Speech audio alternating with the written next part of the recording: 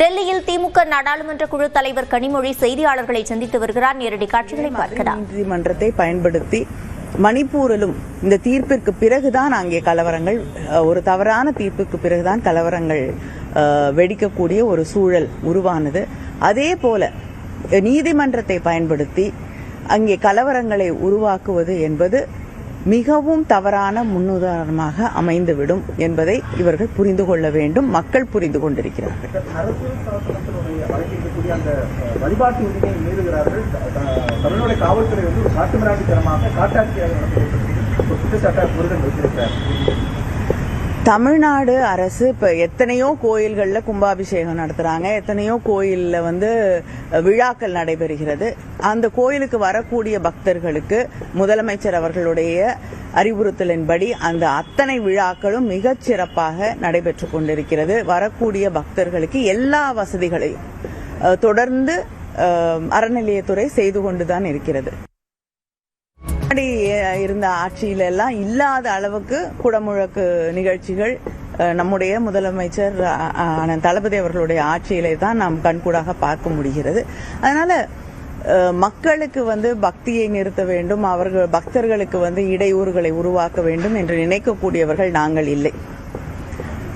ஆனால் அந்த பக்தர்களுக்கு பாதுகாப்பு இல்லாத ஒரு சூழலை உருவாக்கி அரசியல் குளிர்காய்வதற்காக இவர்கள் செயல்பட்டுக் கொண்டிருக்கிறார்கள். மக்கள் அவர்களை அடையாளம் கொண்டு கொண்டிருக்கிறார்கள், ஏற்றுக்கொள்ள மாட்டார்கள்.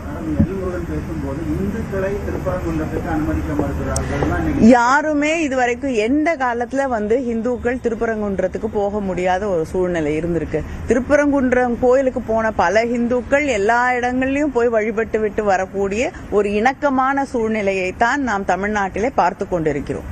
இன்னைக்கு யாருமே போக முடியாத ஒரு சூழலை பிஜேபி தான் உருவாக்கி வைத்திருக்கிறது. அதனால தமிழ்நாடு அரசாங்கமோ அல்லது காவல்துறையோ அங்க இருக்கக்கூடிய அந்த கோயிலுக்கோ மலைக்கோ செல்லக்கூடியவர்களை பாதுகாப்பாக அனுப்பி அவர்கள் வழிபட்டு விட்டு வரக்கூடிய ஒரு சூழல் தான் இருந்தது. தர்கா பக்கத்தில் இருக்கக்கூடிய இடத்துல தீபம் ஏற்றதை இஸ்லாமியர்களே மறுக்கல. ஆனா திமுக அரசு இதை ஈகோ பிரச்சனையா பாக்குறாங்க அப்படின்றத. ஈகோ பிரச்சனையே இல்லைங்க. கோயிலுக்கும் அந்த வழிபாட்டு நம்பிக்கைகளையும் சிதைக்கக்கூடிய வகையில ஒரு அளவீட்டு கல், ஒரு சர்வே கல்லு மேல போய் தீபம் ஏத்தணும்னா இதுதான் இந்துக்களுடைய மனசை புண்படுத்தக்கூடிய ஒன்று. தேவையில்லாம எதுக்காக ஒரு ஆங்கிலேயர்கள் காலத்துல வைத்த ஒரு கல் மேல கோயிலுக்கும் அதுக்கும் சம்பந்தம் கிடையாது. வழி வழியாக நாம பயன்படுத்தி கொண்டிருந்த தீப கல்லும் இல்லை. அது இல்லாமல் ஆங்கிலேயர்கள் காலத்துல ஒரு நிலத்தை அளப்பதற்கு வைக்கப்பட்டிருக்கக்கூடிய கல் மேல போய் தீபத்தை ஏற்ற வேண்டும். தீப திருநாள் முடிந்த பிறகு ஆகம விதிகள் என்று அடிக்கடி பேசிக் கொண்டிருக்கக்கூடியவர்கள் அந்த ஆகம விதிகளை எல்லாம் குழி தோண்டி புதைக்கக்கூடிய வகையில அதுக்கு அடுத்த நாள் கொண்டு போய் தீபத்தை ஏற்றுவது என்பது அதுதான் இந்துக்களுடைய மத நம்பிக்கை இருக்கக்கூடிய ஆகம விதிகளின் மீது மாறாத நம்பிக்கை வைத்திருக்கக்கூடிய பல இந்துக்களுடைய மனங்களை புண்படுத்தக்கூடிய ஒன்று அதுதான் மாறுகிறது.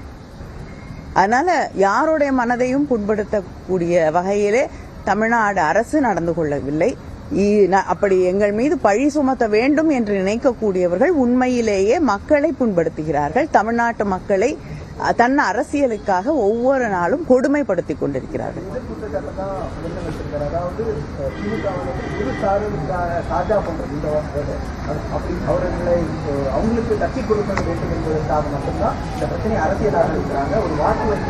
இல்ல, நான் ஒண்ணு கேக்குறேன். தமிழ்நாடு அமைதியாக இருக்கிறது.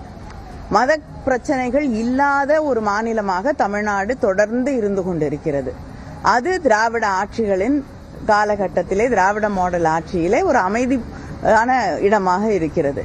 இவங்க ஆட்சி இருக்கக்கூடிய எந்த இடத்திலாவது மத நல்லிணக்கமும் அமைதியும் இருக்கா? அப்ப யாரால மத பிரச்சனைகள் உருவாகுது? யாரால் அப்படிப்பட்ட பிரச்சனைகள் இல்லாமல் மனிதர்களாக வாழக்கூடிய ஒரு சூழ்நிலையை திராவிட முன்னேற்ற கழக ஆட்சி உருவாக்கி தந்திருக்கிறது. அதை இவர்கள் குலைக்க பாடுபட்டு கொண்டிருக்கிறார்கள்.